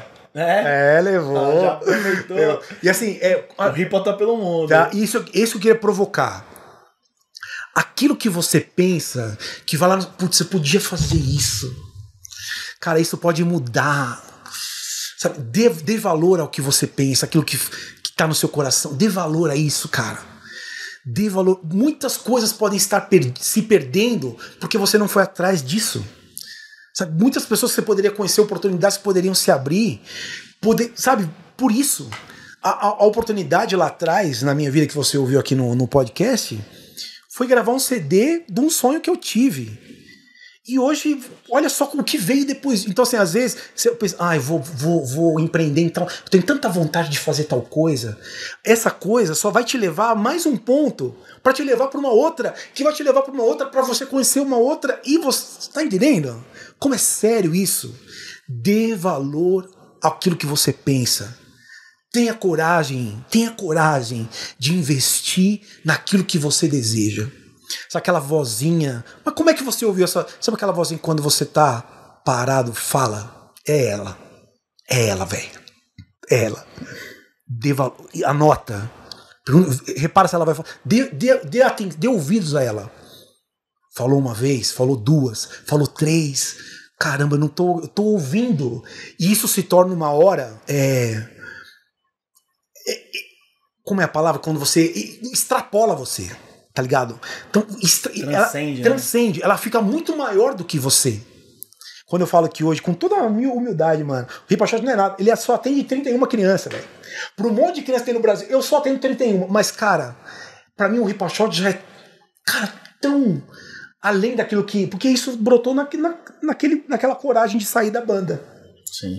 aquela coisa, a gente sair da banda. Foi ali que o negócio começou. E às vezes é você dar o passo sem ter a clareza, né? Tem um discurso do Steve Jobs que ele faz para os alunos de Stanford, maravilhoso, lá, maravilhoso. Que ele fala exatamente dessa coisa de ligar os pontos, que às vezes você não tem clareza. Então, que ele fala que quando ele decidiu sair da universidade, ele ainda passou alguns meses morando na universidade e participando de algumas aulas lá, né? E ele gostava muito da aula de caligrafia, ele fazia o curso de caligrafia da universidade. E ele não tinha clareza pra que ele ia usar aquilo. Ele gostava de letras, ele gostava de fazer. E aí depois ele fala que depois de 10 anos, quando ele criou o primeiro Mac, por isso que ele tem tantas fontes de letras. Foi baseado naquilo que ele estudou. Olha que legal. Sabe, há tempos anteriores. Então, e aí ele fala sobre o ligar pontos. Às vezes, cara, você não tá vendo o desenho. Você tá fazendo um risco aqui, um ponto ali. Você não tá vendo aquela... Só que aquilo, depois de algum tempo, vai criando forma. Criando uma forma. Porque isso, eu tô dando passo. Eu tô pulando do precipício e a asa tá abrindo. Tá abrindo, né? Então acho que tem muito a ver com isso que você falou, né, cara? Ouve, às vezes você não vai ouvir a frase completa, fala. Às vezes é um sentimento, uma sensação que vem, faz algo. Você não ouve todo o planejamento, você não recebe um planejamento direto, né? Não, faça isso, fale com fulano, fale com ciclano. Vem uma inspiração ali, mas acho que tá muito ligado com essa coisa de acredita, vai. Porque até quando o erro, quando a gente acha que errou, tem uma coisa da programação neurolinguística, né? A programação neurolinguística é uma linha do desenvolvimento humano e ela trabalha com alguns pressupostos, algumas pressuposições, quase como algumas crenças ali baseadas nesse processo de desenvolvimento, e uma delas é que na vida não existe fracasso, existe feedback. Olha que legal. Existe resultado, cara. Eu tentei de uma forma, não deu certo. Não quer dizer que você fracassou, quer dizer que eu preciso tentar de uma forma diferente. Simples assim. É tão simples, mas quando a gente traz pra nossa vida, você vê o quanto que é transformador. Quando você tira essa mentalidade, cara, eu vou tentar, e se eu errar? Se eu vou morrer? Não, se eu errar... Levanta e tenta vai pra esse caminho, não deu. Forma, e tal, se você for ler qualquer biografia de qualquer pessoa que construiu algo interessante, você vai ver que o cara se ferrou algumas vezes na vida. E isso é tão presente, é tão forte pra nós. Tanto que o nosso cérebro ama histórias, né? A gente ama filme, ama série. E a maioria dos filmes que a gente assiste hoje estão baseados na jornada do herói. Até falando do storytelling lá, tava falando com o Ale. A jornada do herói, que é aquele que teve um chamado e durante esse processo ele se ferrou muito, caiu, apanhou até conseguir conquistar algo. E por que a gente se identifica tanto? Porque a nossa vida é assim. Exatamente. Mas eu não sou famoso, eu não sou esse cara. Mas olhar pra sua história, você vai encontrar, por mais simples que pareça a sua história, você pode ter certeza que vai encontrar uma jornada do herói lá, de algo que você teve uma inspiração, que você tentou. Às vezes, eu queria trabalhar em tal lugar, e você teve coragem de mandar um currículo, e de repente você foi e achou que não ia ser chamado, e foi e começou a trabalhar. Então, cara, a gente tem algumas jornadas do herói, acredito, na nossa vida, e quanto o ouvir esse chamado pode não ser só pra gente, né? Mas você falou, olha quantas pessoas, 31, mas se a gente vai colocando isso em escala, 31, mas essas 31 tem as famílias delas, a vida delas, as pessoas que elas estão se transformando em pessoas melhores e vão impactar várias outras que vão ser impactadas. Olha o efeito cascata que isso tem. Sem contar os voluntários lá do Instituto. Os que a gente chama carinhosamente de investidores sociais. Cara, cada voluntário que vai fazer alguma coisa ali é tão transbordante que ele leva também para sua realidade ali. Então isso, a escala já ficou... A corrente do bem. A corrente do bem, exatamente, né? E assim, a gente volta no ponto inicial, acho que aí fecha, né? Essa conversa aqui. Sim, mano, não há maior alegria do que você faz. Aquela frase que eu disse no início, a maior alegria de Deus é ver revelado na vida dos seus filhos aquilo que Deus sonhou para eles, velho. E sendo a maior alegria de Deus, se torna também a sua maior alegria. Então, mano, a minha maior alegria é ver que eu consegui fazer Deus feliz com as minhas atitudes. Isso para mim fecha, mano. Aí não. Zerei o jogo, Thiago. Zerou. Sabe que zerar o jogo, mano? Quando você olha o moleque, você se emociona, mano. Você fala, mano, olha... E eu sinto Deus feliz, tá ligado? E cara, você falando isso, me veio uma parada muito forte, assim, de você falar, né, o que Deus sonhou. E muitas vezes essas crianças, ou pessoas que estão passando por momentos difíceis, elas perdem a capacidade de sonhar. Perdem. Então, pra mim, me vem muito forte quando você fala isso, que o sonhar talvez seja encontrar Deus. quando você tem possibilidade de sonhar, de acreditar com algo. Então você possibilitar, ter a possibilidade com o seu trabalho, com o que você faz, permitir que alguém volte a sonhar, acho que não tem preço. Exatamente, mano. Assim, por isso que, mais uma vez, eu vou reforçar. Não desista dos seus sonhos, cara. Não desista daquilo que você pensa. Olha como é sério isso que a gente tá falando. Vai atrás disso. E, assim, o que Deus tá fazendo comigo, né? Chama do que você quiser, de Deus, de energia, de universo. Mano, chama isso não é importante, cara. Não é importante. Escute para que você tenha também esse gostinho que eu tenho de viver uma vida, feliz, cara. Sim. Pra mim isso é ser bem sucedido, sacou? Sim, é isso. Pra mim Cara, você é rico? Não sou. Eu sou demais bem sucedido. Demais. E eu sinto que eu devo falar também uma coisa aqui, mano, assim... mas como é que eu escuto, né? Como é que eu escuto? Quero escutar também. Tenha como comportamento de vida fazer o bem, mano. Tem um comportamento de vida fazer o bem. Não precisa ir na igreja, não precisa acreditar no Deus que eu acredito. Faz o bem. Liga pra alguém e fala que ama essa pessoa. Sacou?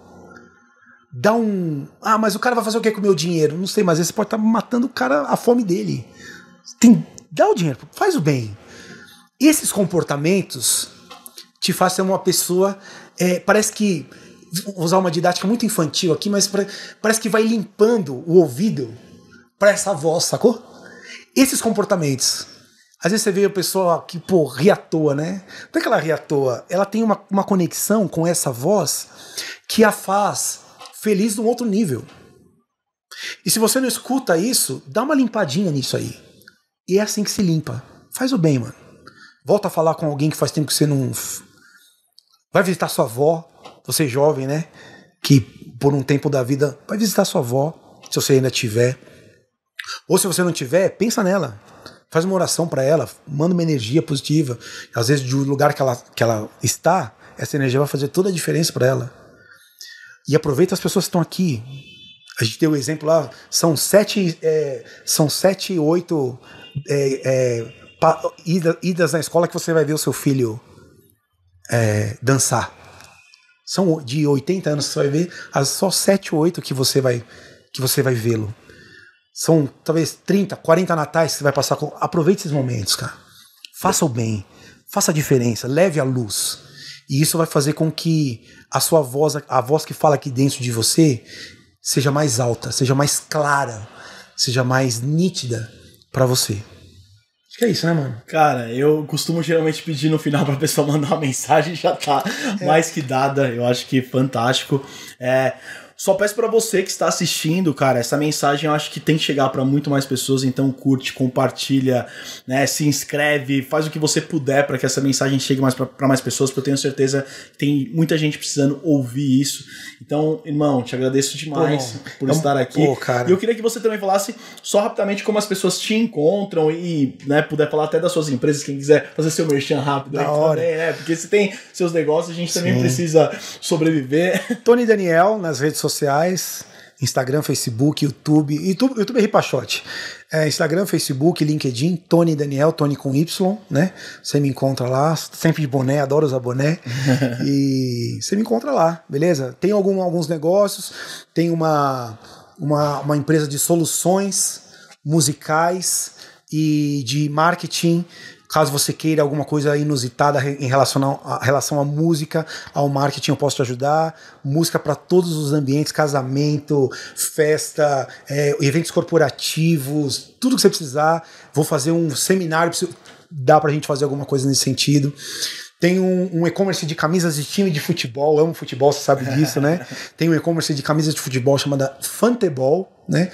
Tenho uma empresa de broadcast, como os meus amigos aqui atrás estão aqui, chamada Minha Live, que faz lives, clipes, podcasts, tudo que você precisar nesse marketing digital, tudo que você precisar nesse lado também a gente pode te ajudar, beleza? E o Instituto Ripachote, que é aquilo que Deus sonhou para mim, e a gente pode ser a mesma coisa que Deus sonhou para você. Então vamos transformar o mundo juntos, beleza? brigadaço pela oportunidade. Foi um papo riquíssimo pra mim, riquíssimo demais pra mim. Pra mim também, no momento mano. que eu tô vivendo. E você que está assistindo também, siga aí nas redes sociais o Espaço Mind, @Espaço Mind, o podcast, né, Open Mind. Eu sou o Thiago Beltran, procura lá no Instagram, Thiago Beltran. E é isso, acho que foi um encontro maravilhoso. Já saí com vários insights aqui, com várias ideias. Foi muito enriquecedor pra mim, como tenho certeza que foi pra muita gente. Legal. E agradecer a dona do espaço, como é que ela chama? A Simone, Simone, parceira. Obrigado. E a galera que tá aí atrás, o nome de vocês? Rodrigo e Felipe? Rodrigo e Felipe, obrigado, viu? Brothers aí, excelentes profissionais também, precisarem de estrutura, pode chamar a galera aí que é top demais, beleza? Valeu, pessoal. Até a próxima. Valeu.